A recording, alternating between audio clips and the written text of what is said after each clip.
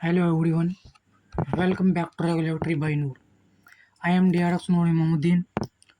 Today's our topic is drug development process A to Z. If you are a B Farm, M Farm, PharmD and life science student, this video is best for you. In which we are provide interview question and someone prepare for interview and pharmaceutical industry. तो यहाँ पर हम बात करेंगे complete drug development process की ए to Z. Every process को हम यहाँ पर एक स्टेप बाय स्टेप यहाँ पर देखेंगे। बात करते हैं हम लर्निंग ऑब्जेक्टिव की। तो after this lecture you will understand, इस लेक्चर के कंप्लीट के बाद आप अंडरस्टैंड करेंगे what is drug development, drug discovery, pre clinical development, IND, phase 0 to phase 4, drug NDA and marketing authorization, drug development timeline, role of regulatory affair and important guide. After that और video की तरह हम यहाँ बात करेंगे interview question. हम यहाँ पर लेकर आए हैं टॉप क्वेश्चन, सिंपल और हार्ड दोनों तरीके के हम यहाँ पर क्वेश्चन लेकर के आए हैं इंटरव्यू के लिए। पहला पॉइंट है हमारा कि what is drug development. Drug development क्या है? ड्रग डेवलपमेंट क्या होता है? एक प्रोसेस होती है systemic, scientific, regulatory and multi disciplinary process होती है जो डिस्कवर करती है, ये डेवलप करती है, टेस्टिंग करती है, मैन्युफैक्चरिंग करती है, इवेल्युएट करती है एंड ऑब्टेन करती है regulatory approval to new medicine before it's market to patient. बात करते हैं हम इसके ऑब्जेक्टिव की। तो फर्स्ट आता है डिस्कवर सेफ मेडिसिन, इन विच जो ड्रग डेवलपमेंट हम करते हैं तो उसमें हम ये चेक करते हैं कि डिसीज़ जो है हमारी स्टडी हुई है नहीं हुई है। और जब भी हम कोई मॉलिक्यूल तैयार करते हैं तो उसमें हम जो है थाउजेंड ऑफ मॉलिक्यूल और केमिकल कंपाउंड को जो स्क्रीन करते हैं। इसमें हम ये चेक करते हैं कि how a promising drug candidate is selected, how disease are studied, how scientist identify drug target in which contain some parts such as drug discovery. It is a foundation of every successful medicine. इसमें क्या करते हैं हम एक notes जो है efficacy provide करते हैं, इंश्योर करते हैं क्वालिटी को, ऑब्टेन करते हैं regulatory approval, improve patient health, importance patient safety, regulatory compliance, scientific innovation, commercial success. Time required जो होती है इसके लिए 10 to 15 ईयर्स होती है। और इसकी कॉस्ट की बात करें तो 1 से लेकर $3 billion, $1 to $3 billion इसकी कॉस्ट होती है। In which we discover innovative medicine and improve patient health and quality of life and demonstrate safety through scientific testing and ensure consistent product quality and obtain approval from regulatory authorities and make medicine available to patients worldwide. The simplest goal of drug development is deliver safe and effective treatment that improve health care. For completing this period, 10 to 15 years are required and $1 to $3 billion USD are required as a cost. After that, complete drug development process. यहाँ बात करेंगे हम कोई भी drug development जब करते हैं तो उसकी प्रोसेस कैसे कैसे होती है। फर्स्ट वन इज हम पता करते हैं, डिसीज़ को आइडेंटिफाई करते हैं कि हमारी जो डिसीज़ है वो कौन सी है।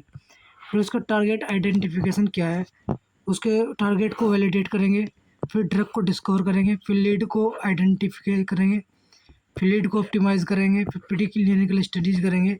इसके बाद उसमें फिर हम IND सबमिट कर देंगे। IND से सबमिट करते हैं हम क्लिनिकल ट्रायल्स के लिए करते हैं, IND से सबमिट करते हैं। फिर जब क्लिनिकल ट्रायल्स हमारा हो जाएगा उसके बाद हम करेंगे NDA सबमिट। NDA जो सबमिट होता है वो फाइनल रिव्यू के लिए होता है। और उसके बाद जो है मैं रेगुलेटरी जो है कोई भी, जैसे हमारी CDSCO है या FDA है, वो क्या है वो अप्रूव कर देगी। अप्रूव करने के बाद में हम उसको मार्केट में ऑथराइज करेंगे। फिर उसके बाद कमर्शियल मैन्युफैक्चरिंग स्टार्ट करते हैं। उसके बाद पोस्ट मार्केटिंग सर्विलेंस होता है, जिसको हम बोलते हैं पीवी, फार्माको विजिलेंस, जो पोस्ट मार्केटिंग सर्विलेंस करता है। इसके बाद देखते हैं लाइफ साइकिल मैनेजमेंट। यहाँ हम बात करते हैं पहले ड्रग की जो है, ड्रग को आइडेंटिफाई कैसे करते हैं। ड्रग को आइडेंटिफाई करने के लिए हम क्या करते हैं कि एवरी ड्रग डेवलपमेंट प्रोसेस होती है start a medical need scientific first identify the disease the required a better treatment, for example cancer, diabetes and tuberculosis and hypertension. तो इस तरीके से हम ड्रग को हमने आइडेंटिफाई कर लिया। इसके बाद आता है हमारा टारगेट आइडेंटिफाई करना। टारगेट को आइडेंटिफाई हम कैसे करते हैं, आफ्टर आइडेंटिफाई डिजीज, जब हमने डिसीज को आइडेंटिफाई कर लिया तब साइंटिस्ट डिटरमाइन करते हैं which biological target is responsible, यानी कि कौन सा बायोलॉजिकल टारगेट है जो हमारा रिस्पॉन्सिबल है। उसमें जो टारगेट है हम चेक करते हैं, जैसे protein, enzyme, receptor, gene, ion channel and transporter. इन सारे के सारे जितने भी हमारे टारगेट रिसेप्टर हैं उन सब पर हम चेक करते हैं कि हमारा जो बायोलॉजिकल टारगेट है वो कौन से वाला इसमें रिस्पॉन्सिबल है। आफ्टर डैट जब हम टारगेट को आइडेंटिफाई कर लेते हैं उसके बाद हम करते हैं टारगेट को validate. Target validate it means finding A target is not enough. सिर्फ टारगेट को फाइंड करना ही एनफ नहीं है। साइंटिस्ट जो होते हैं मे prove the modify the target will actually treat the disease. This confirmation process is called target validation, in which include such as cell culture studies, animal model, and biomarker analysis. After that, drug discovery. Drug discovery in which the scientists begin search for compound that can interact within the validated target. Thousands of molecules are screened using modern technology such as high throughput screening (HTS), artificial intelligence, molecular docking, and virtual screening. After that, our drug discovery, this is lead identification.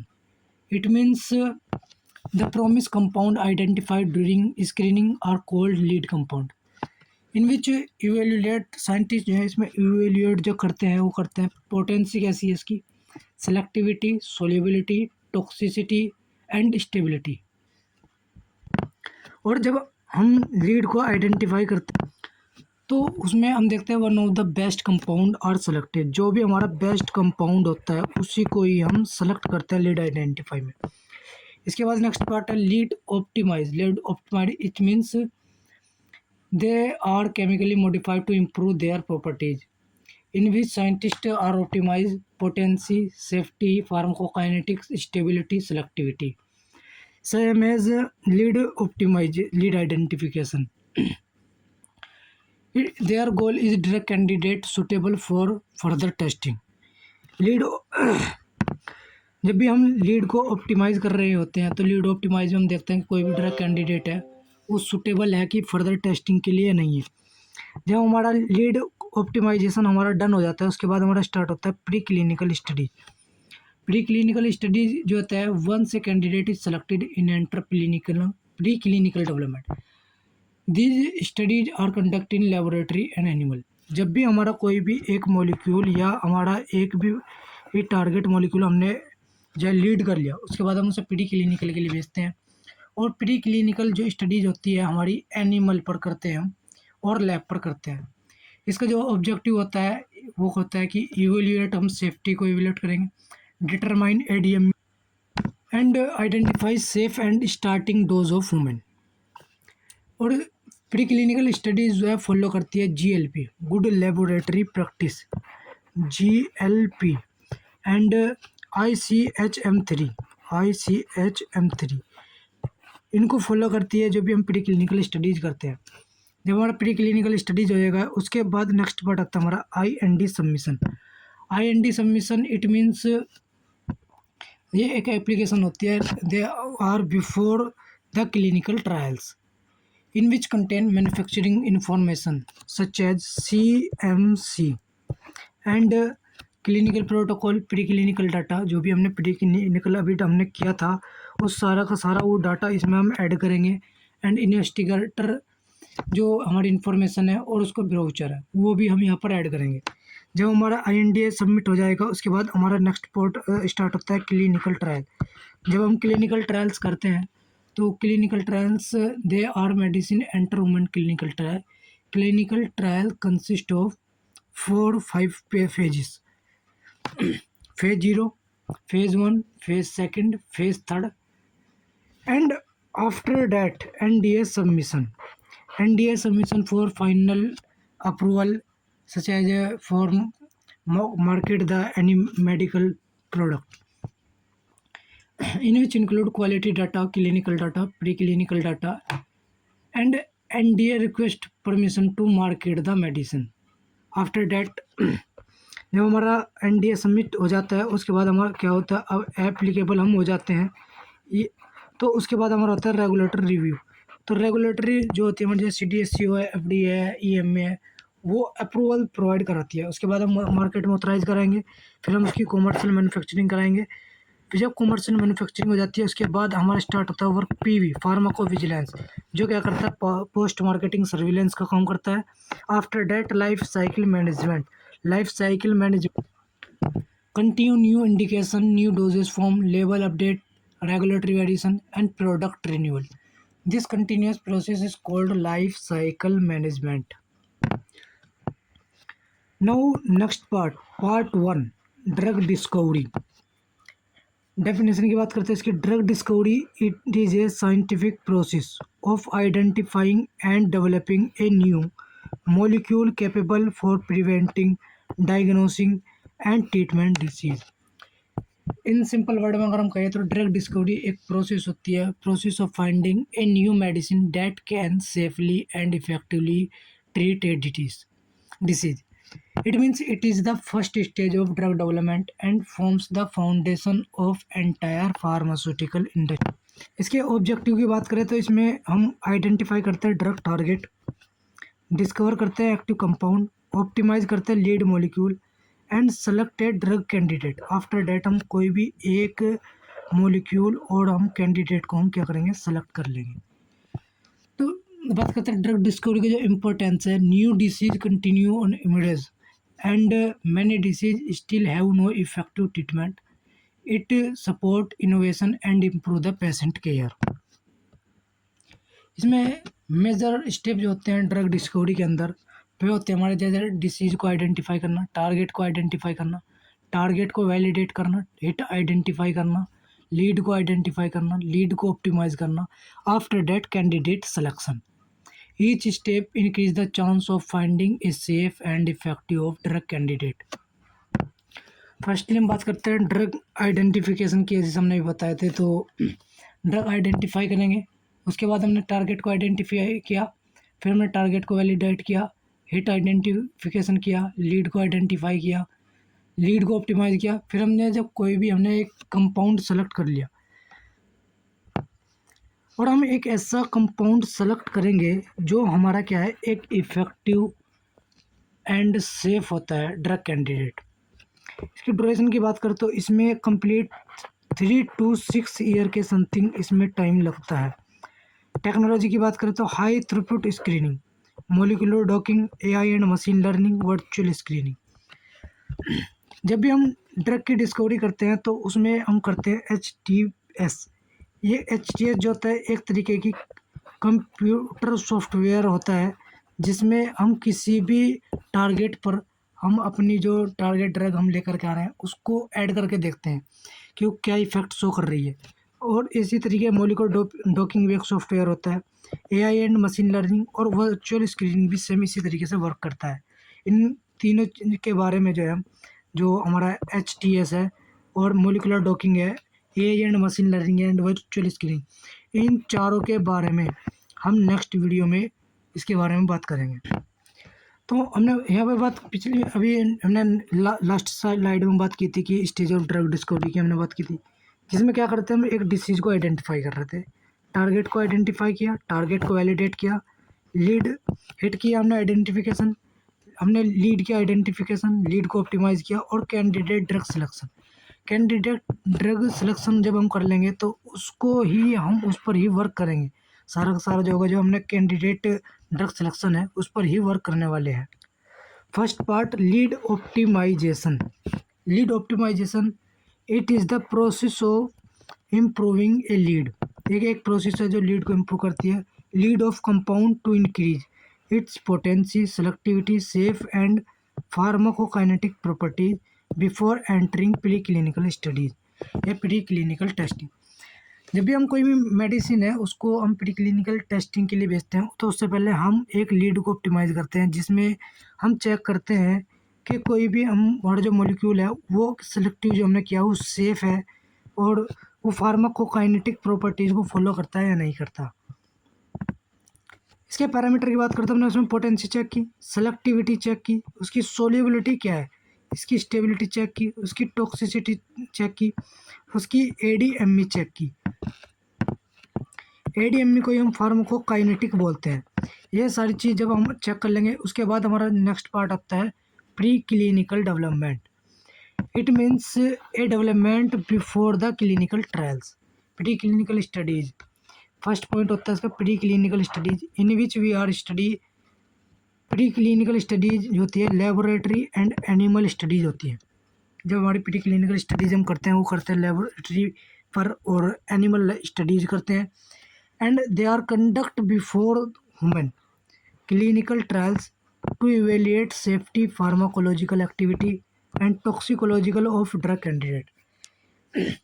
Pre clinical studies जो है हम किसी भी human पर, जब भी हम human पर क्लिनिकल ट्रायल्स करने वाले हैं उससे पहले की जाती है और ये हम करते हैं एनिमल पर करते हैं और लैब पर करते हैं। और इसमें हम चेक करते हैं, हम देखते हैं कि जो हमारा ड्रग कैंडिडेट है उसका क्लिनिकल ट्रायल्स करने से पहले हम ये चेक करते हैं कि वो हमारी सेफ़ है या फार्माकोलॉजिकल उसकी एक्टिविटी कैसी है, उसकी टॉक्सिसिटी ऑफ ड्रग कैंडिडेट कैसा है।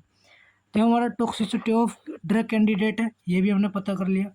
उसके बाद हमारा जो ऑब्जेक्टिव की बात करें तो एसे सेफ्टी डिटरमाइन करते हैं बायोलॉजिकल एक्टिविटी एंड स्टडी करते हैं एडीएम यानी कि फार्माकोकाइनेटिक्स और आइडेंटिफाई करते हैं safe starting dose for human.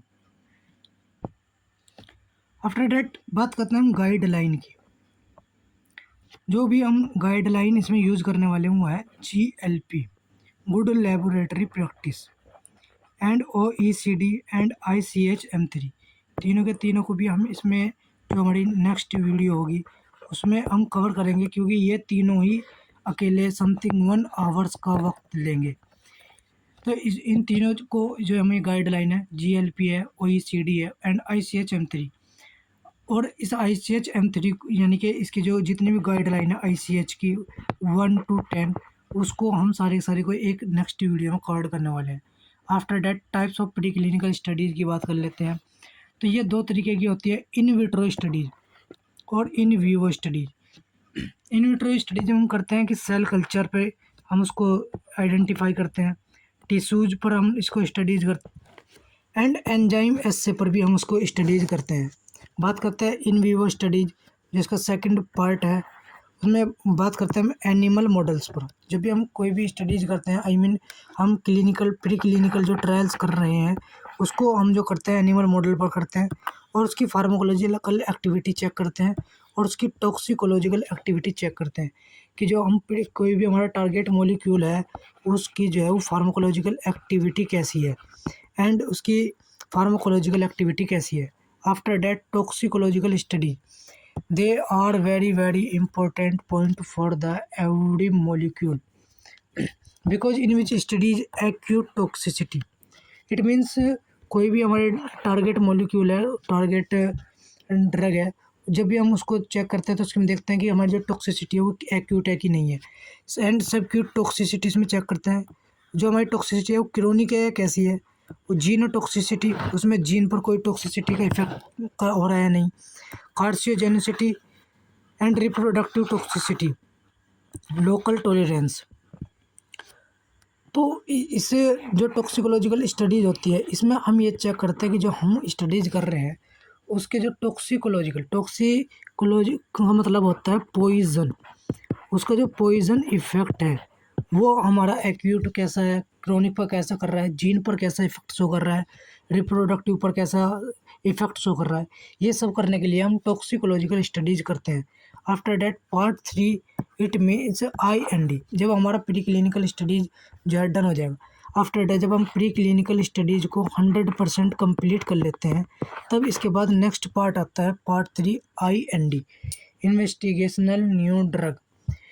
An investigational new drug is a regulatory submission requesting permission to begin the clinical trials in human। जब हम प्री क्लिनिकल स्टडी हम कंप्लीट कर लेते हैं, तो उसके बाद हम अपने जो हमारा टारगेट मॉलिक्यूल है उसको हम IND सबमिट करते हैं। It means investigational new drug application एक सबमिट करते हैं अपनी रेगुलेटरी अथॉरिटीज़ को, जिसका मतलब होता है कि हम अपने जो हमारे मॉलिक्यूल है या जो हमारी टारगेट मेडिसिन है, हम उसको ह्यूमन पर क्लिनिकल ट्रायल्स करने वाले हैं। इसका जो पर्पज़ होता है, मेन पर्पज़ जो होता है उसका होता है डेमोन्स्ट्रेट प्री क्लिनिकल सेफ्टी, यानी कि जो हमारा प्री क्लिनिकल हमने किया है वो सारा का सारा सेफ़ है, ऑब्टेन करता है रेगुलेटरी अथॉरिटीज़ इस और protect trial participate. And after that हम इसमें ये सारी चीज़ें चेक करते हैं कि जो हमारे टारगेट मोलिक्यूल या ड्रग है वो हमारी सेफ़ है कि नहीं है। जो हमने एनिमल पर इफेक्ट चेक किया था, उसके टॉक्सिकोलॉजिकल इफेक्ट चेक किया था, उसका फार्माकोलॉजिकल इफेक्ट शो किया था, और जब वो हमारे इन सब को कंप्लीट कर लेती है तब हमने IND सबमिट की, और IND में ही हम एक एप्लीकेशन फॉर्म सबमिट करते हैं जिसमें हम ये सारी चीज़ शो कराते हैं कि ये हमारी जो है कोई भी न्यू मेडिसिन है या न्यू ड्रग है उसके सारे अबाउट में कि हमारा जो नॉन क्लिनिकल ट्रायल्स है वो किस किस तरीके से हुआ है। और इसके बाद जब हमारा कंप्लीट हो जाता है तो हम IND सबमिट करते हैं, उसमें क्या होता है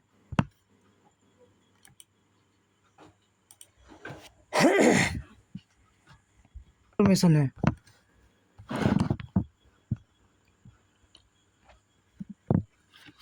और जब इसके बाद हमारी रेगुलेटरी अथॉरिटी जो है जब हमारी अप्रूव कर देती है, तो उसके बाद हम क्लिनिकल ट्रायल स्टार्ट कर देते हैं। Part 4 clinical trials after the pre clinical trial. I mean IND, investigational new drug. It means clinical trials means they are systematic studies conducted in human, volunteer and patient to evaluate the safety, efficacy, dosage and side effect of new drug। यानी कि clinical trial जब हम करते हैं clinical trial, तो उसमें हम ये देखते हैं, जैसे हमने प्री क्लिनिकल ट्रायल्स किया था और हमने IND सबमिट किया, IND में हमने सारी चीज़ सबमिट की, तो हम जब हमारी कंप्लीट वे हमसे अप्रूव मिल जाता है किसी भी रेगुलेटरी अथॉरिटीज़ से, तो हम क्लिनिकल ट्रायल्स में ये चेक करते हैं कि जो ड्रग है हमारी वो कैसी शो कर रही है, उसका साइड इफ़ेक्ट कैसा है, उसकी सेफ्टी कैसी है और वो कैसी क्वालिटी शो कर रही है। और इसमें जो हम गाइडलाइन यूज करते हैं ICHE6, it means good clinical practice, GCP। Good clinical practice को भी हम ICH गाइडलाइन वाला अपना एक वीडियो लाएंगे, तो उसमें हम सारे के सारी जितनी हमारी ICH गाइडलाइन है A to Z वो सब की सब हम वहाँ पर कवर करेंगे। नेक्स्ट आता है क्लिनिकल ट्रायल के फेजेस के बारे में। जो क्लिनिकल ट्रायल के फेजेस हैं वे हमारे 5 होते हैं। फेज 0 जो इसका पर्पज होता है एक्सप्लोरेटरी और पार्टिसिपेट करते हैं 10 से 15 पर्सन। एंड इसका जो पर्पज होता है सिर्फ ये कर भी सकते हैं और नहीं भी, they are not must for any medicine. Phase 1 must and first step in which we are check safety and pharmacokinetics effect. और ये जो हम करते हैं 20 से 200 पीपल्स के ऊपर करते हैं, 20 to 100 पीपल। फेज सेकंड जिसमें हम चेक करते हैं इफिकेसी एंड डोजेज, और जो है इसको हम जो पार्टिसिपेट करते हैं इसमें 100 to 300 पर्सन इसमें पार्टिसिपेट करते हैं। आफ्टर डैट फेज थर्ड इसमें हम कन्फर्मेटरी करते हैं, और ये करते हैं हम 1000 to 3000 वॉल्यूंटियर पर हम इसको अप्लाई करते हैं। फेज फोर होता है हमारा NDA सबमिशन के बाद में, और इसमें हम क्या करते हैं पोस्ट मार्केटिंग, जो हमारा वर्क होता है असल में PV वालों का। फार्माकोविजिलेंस जो है पोस्ट मार्केटिंग का काम करती है। इसका असल जो पार्टिसिपेट होता है जनरल पॉपुलेशन। इट मीन्स जब हमारी फेज थर्ड कंप्लीट हो जाता है तो हमारी मेडिसिन कम्प्लीटली मार्केट में उतर चुकी होती है, और उसका अब जो हमारा पार्टिसिपेट है वो एक जनरल पॉपुलेशन है। It means me and you and all. In the all phases. First phases in which we are check safety of drug, tolerability, pharmacokinetics, ADME. इसमें हम ADME इफेक्ट चेक करते हैं और इसमें जो हेल्थी वॉलंटियर जो होते हैं हमारे वो होते हैं 20 से लेकर 20 to 100 पीपल्स उसमें हमारे ऐड होते हैं फेज़ 1 में। बात करते हैं फेज़ सेकंड की। फेज़ सेकंड में जो हम चेक करते हैं थेरेप्यूटिक एफिकेसी, उसमें हम चेक करते हैं डोज का सिलेक्शन। इट मीन्स वो डोज जो हम सेलेक्ट कर रहे हैं वो ओरल हमने प्रिपेयर करनी है या उसको इंजेक्टेबल में प्रिपेयर करनी है। हमारा पेशेंट के देखते हैं मेरा पेशेंट किस तरीके का है, कि वो अनकॉन्शियस है या किस तरीके का, उसमें सेफ्टी मॉनिटरिंग भी हम करते हैं।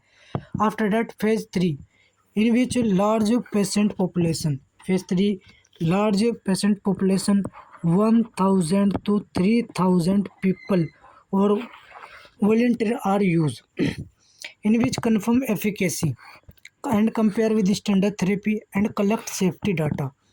After that, collect safety data, start phase 4 trial. After done phase 3,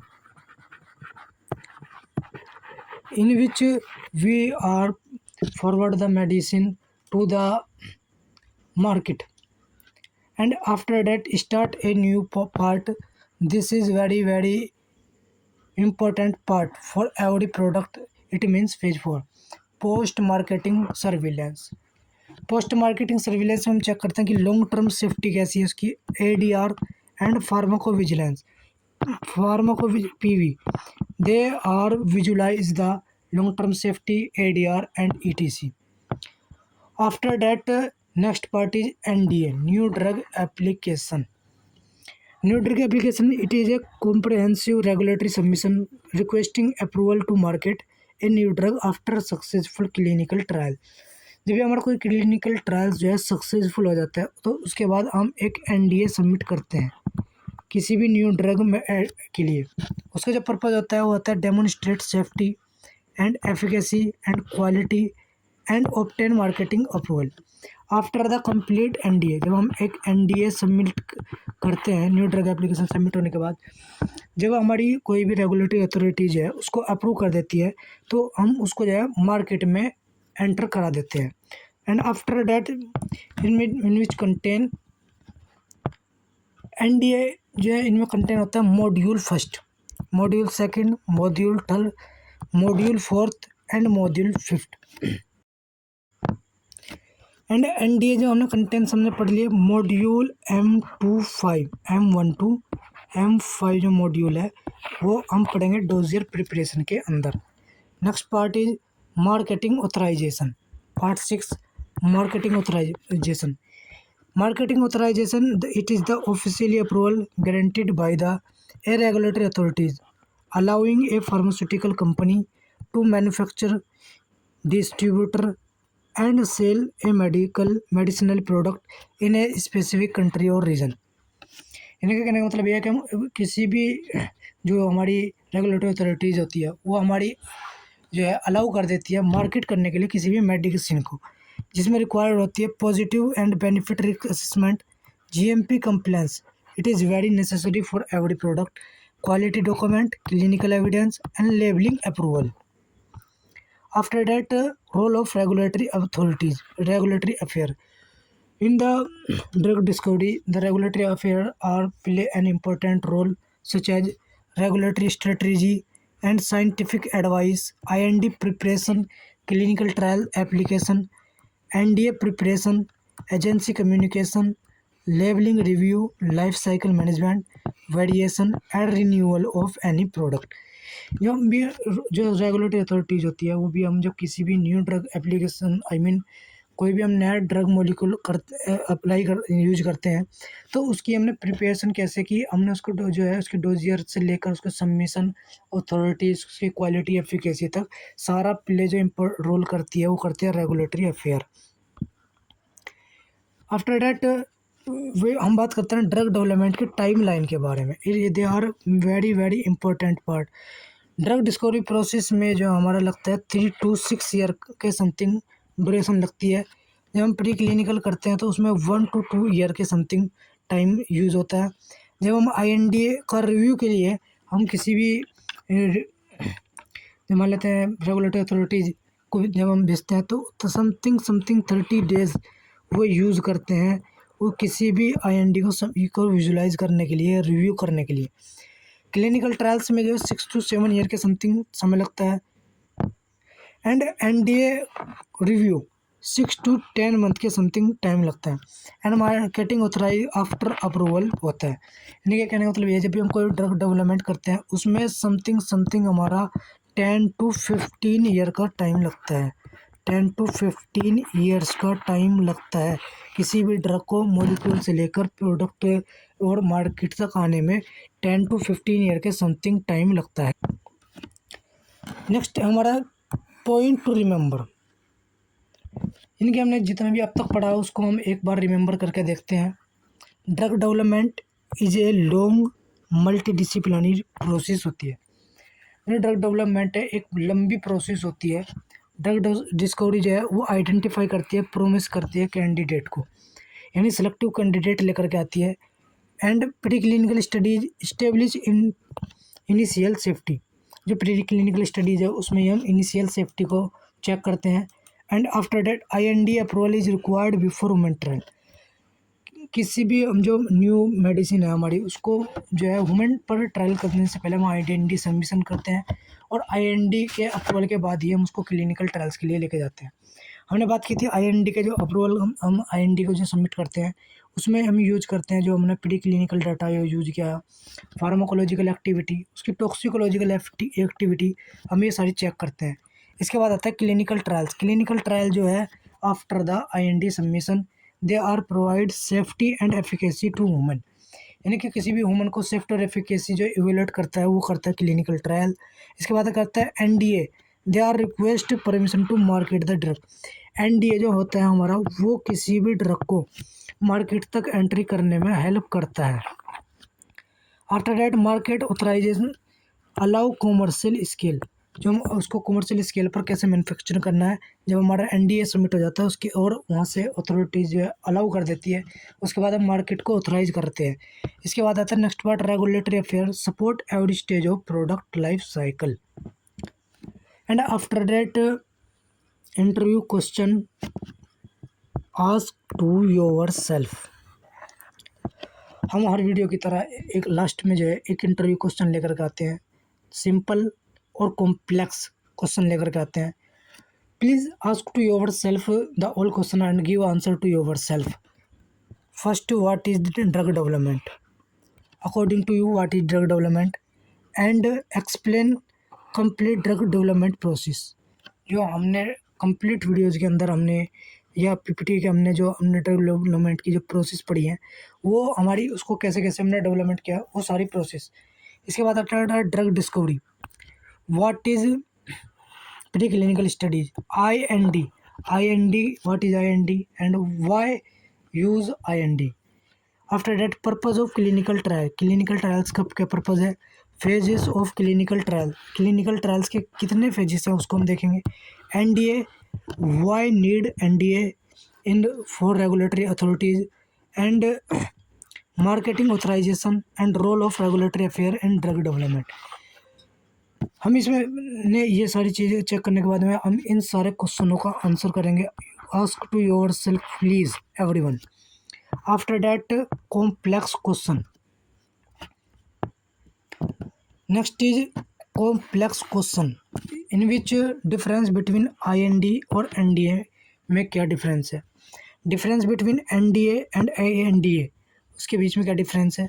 lead optimisation क्या है? ADME स्टडीज, जो हमारा ADME स्टडीज़ है इट मीन्स फार्माकोकाइनेटिक्स, जो हमारी स्टडीज़ है they are very very important for any drug development process.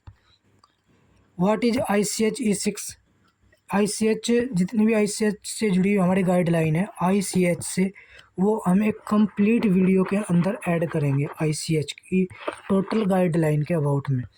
What is GLP good laboratory practice? GCP and why do most drug candidate fail during the development? And after that एक question है कि बहुत सारी drug जो है वो development की process के दौरान में क्यों फेल हो जाती हैं, what document are include in NDA, NDA में कौन कौन से डॉक्यूमेंट की रिक्वायर्ड होती है, and what does regulatory affair contribute to product approval, यानी कि कोई भी हमारी रेगुलेटरी अफेयर है वो कैसे कंट्रीब्यूट करती है किसी भी प्रोडक्ट के अप्रूवल में। जैसे हमने उसमें एनडीए सबमिशन किया था, आईएनडीए सबमिशन किया था, इसी तरीके से वो क्या क्या जो हमारा कंट्रीब्यूट करती है रेगुलेटरी अफेयर और उसके प्रोडक्ट के अप्रूवल में, वो हम चेक करेंगे। Next point, thank you for watching this video. अगर आपको ये वीडियो हमारी अच्छी लगी तो प्लीज़ लाइक करेंगे, कमेंट करेंगे एंड शेयर करेंगे एंड सब्सक्राइब करेंगे, क्योंकि हम हमेशा लेकर के आते हैं, नेक्स्ट वीडियो भी हमारी आने वाली है और हम लेकर के आते हैं eight 11 PM per day a new video on regulatory affair. If this video are beneficial for you, please comment, like and share and subscribe. Thank you for everyone. Thank you.